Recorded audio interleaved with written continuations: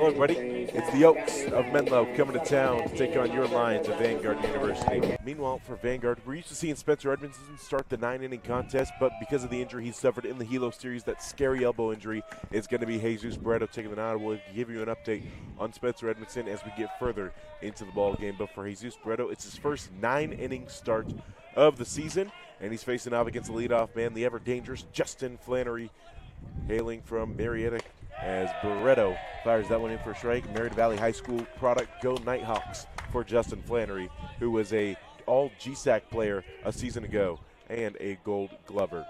74 degrees here in Costa Mesa. Tristan Gallegos at first. Miles and Buxton hold down the middle infield, and that's a good sight to see. Montefiore, his hamstring held up beautifully in that cold weather last week against the Vulcans of Hawaii Hilo. Vanguard taking 3 of 4 in that one. Slikart over at third. The 1-2 for Barreto on the ground. Buxton at short. Took a good bounce off the clean infield, and he's out, beating out the speedy Flannery. Sam Thole out of Rockland, California, escaping the grasp of Jessup University and going across the bridge to Atherton, California. Menlo joined the GSAG back in 2015-2016 season, but now they are with Vanguard in the NCAA. Full count. Out of play as Menlo's dugout continues to give Thole not of reassurances. He's on top of Barreto right now. Coming up on pitch number 10 of this AB. Barreto on the 3-2. And he works it all the way back to a walk, and that's a good sign here for the Menlo Oaks, who have been a total of 8 knocks on the season. Looking for number 9, and that ball's got plenty of power. Mado's ranging over. Cannot make the grab. He went crashing right at 320. 1 run comes across. And that one there wasn't necessarily going to be a robbery, but it was certainly going to be a tough play as he stuck his glove right at that 320 number that's painted down the right field line and just flashed off his leather. And for Thole, that was his first triple of the season. Trailing only Carter Harris, who's got the deuce in the category. We got a 3-2. That ball's laced down the left field line. That is fair, and it's 2-0 just like that. Looking for a double. Levi Hull gives a good pursuit. Stand-up RBI double. It's shown that they can come out of that deficit several other times throughout the season, but at some point you got to feel like the dam's going to break, right? Yeah. RA making his 5th start. Oof. Went straight for Fred's head. Barsati, we saw him warming up between innings, and his command was a little bit off, to say the least. The brick wall, the brick baseboard here that holds up the net, had its work cut out for it, to say the least. Buxton on the ground. That's going to get underneath the glove. Taking it off the rear. Gallegos puts that one right through the 5-6 hole. Davis got caught leaning back, so they're going to put the stop sign on, and we'll load the bases with the 1 out. Mado's currently tied 8th in the conference in the amount of times he's grounded into a double play. It goes Oppo there and got an RBI for himself on the single. Pitch gets away. Buxton's racing home. He slides in, and he is safe. The ball stays in on the infield. 2 runners in scoring position, and it's 2-2 now. The back of his mind. Barsati comes home, try to go the back door. He did. From the Hunter family, we'll get into that a little bit, as Barreto just could not finish off that pitch. What we saw a few weeks ago. Buxton and Slikart collaborate. It'll be Slikart's ball. He's got a cannon on him. 1 hopper into the glove of Gallegos for the first out after being hampered by the hammy a season ago. As now it's Barreto's turn to start missing. And Peg is now going to be coming out, and now he wants to have a conversation. This is not good for Vanguard. We mentioned that he's taking the spot of Spencer Edmondson. Now it's going to be Ashlyn Monroe coming out, the athletic trainer for Vanguard.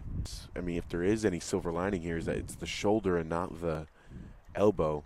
Spencer Edmondson went 3 innings last week against Hilo, and as he was warming up for the top of the 4th, all of a sudden he was throwing a pitch off the mound, and he instantly called for the athletic trainer and Coach Green to come out, and that's never a good sign. Left in tears. He's going to try to battle through it.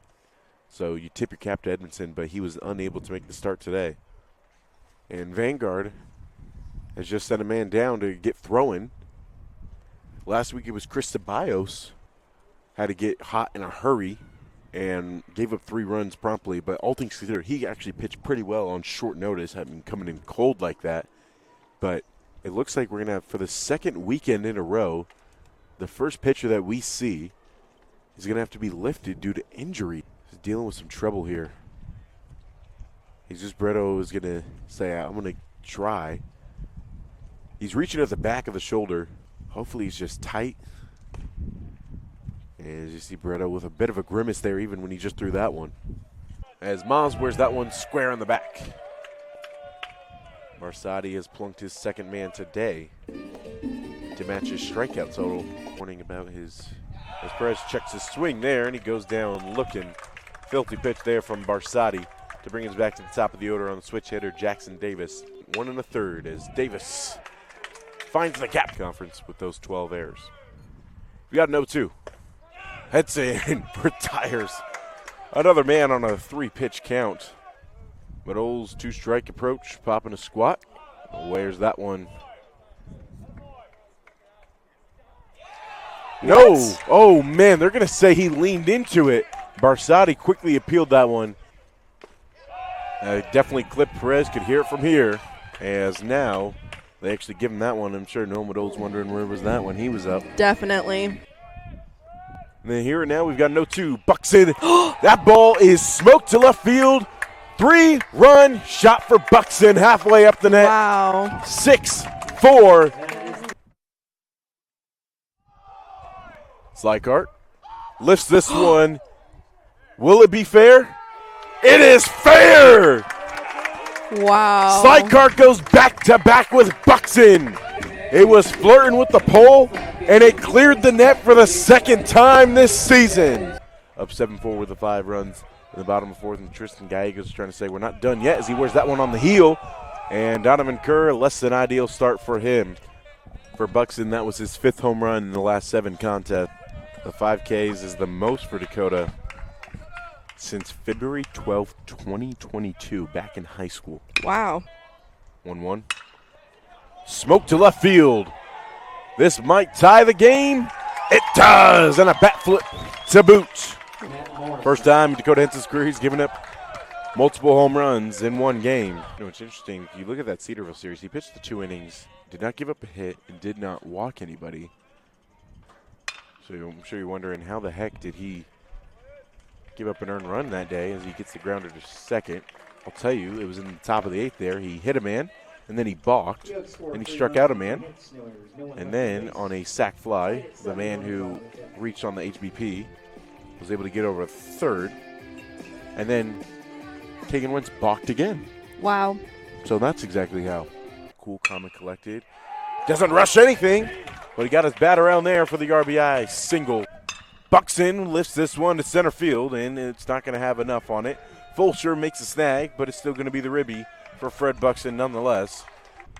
Kagan Wentz on the 1-2.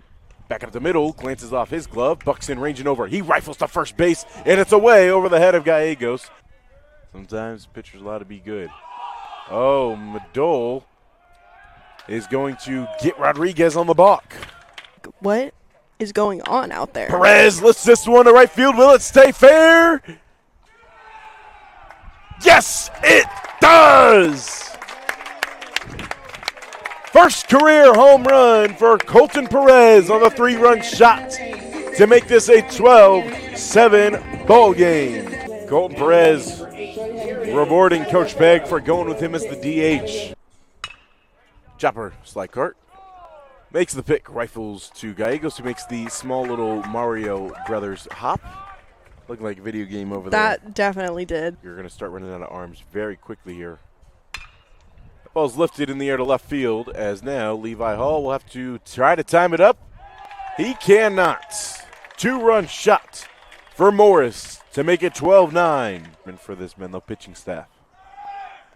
Buxton's on the move. He's got tremendous speed, and he's in with plenty of time, but the hand came off. He's out. And now a warning has been issued to the players in the bullpen for talking a little bit too much. So Coach Pegg's going to be told to get his players under control. And so he's finally caught for the first time this season, and only the second time in his college career he's been caught. The only other time was back in 2023, and that was when he was trying to steal third. And a similar play, he just overran the bag. So he's never been caught in time. It's just been a miscue of him just coming off the bag too far. He's just too fast. Too fast for his own good. 8 for 9 now for Buxton.